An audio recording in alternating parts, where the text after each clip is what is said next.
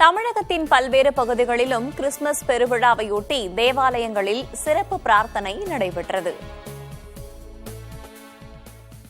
உலகை உய்விக்க வந்த குழந்தை இயேசுவின் வருகையை குறிக்கும் கிறிஸ்துமஸ் பெருவிழா உலகெங்கும் உற்சாகமாக கொண்டாடப்பட்டு வருகிறது.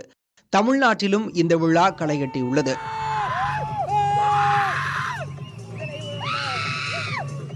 கன்னியாகுமரி மாவட்டத்தில் கிறிஸ்துமஸ் விழாவையொட்டி தேவாலயங்கள் வண்ண விளக்குகளால் ஜொலித்தன.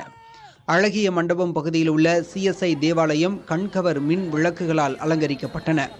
ஏராளமானோர் தேவாலயம் முன்பாக குடும்பத்தினருடன் புகைப்படம் எடுத்து மகிழ்ந்தனர்.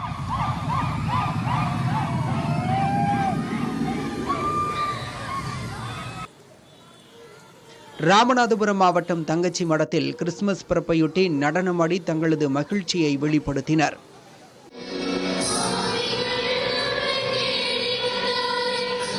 கோவையில் 100 ஆண்டு பழமை வாய்ந்த புனித மைக்கேல் தேவாலயத்தில் கிறிஸ்துமஸ் பண்டிகை கோலாகலமாக கொண்டாடப்பட்டது.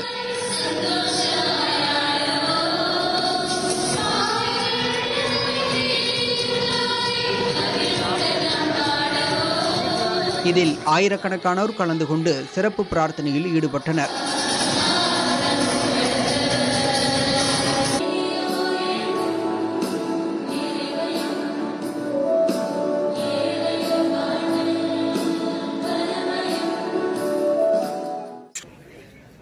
புதுச்சேரி மாநிலம் காரைக்காலில் புகழ்பெற்ற தூய தேற்றரவு அன்னை ஆலயத்தில் கிறிஸ்துமஸ் பண்டிகையொட்டி சிறப்பு திருப்பலி நடைபெற்றது.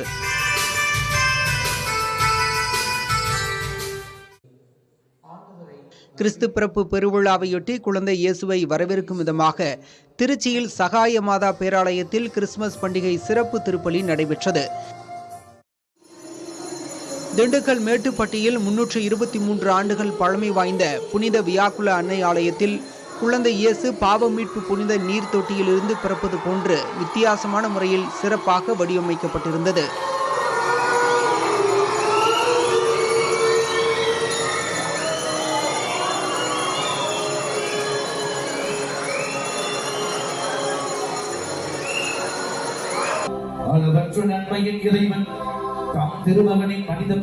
சென்னையை அடுத்த பரங்கிமலை புனித தோமையார் மலை தேசிய திருத்தலத்தில் கிறிஸ்துமஸ் திருப்பலி கொண்டாடப்பட்டது.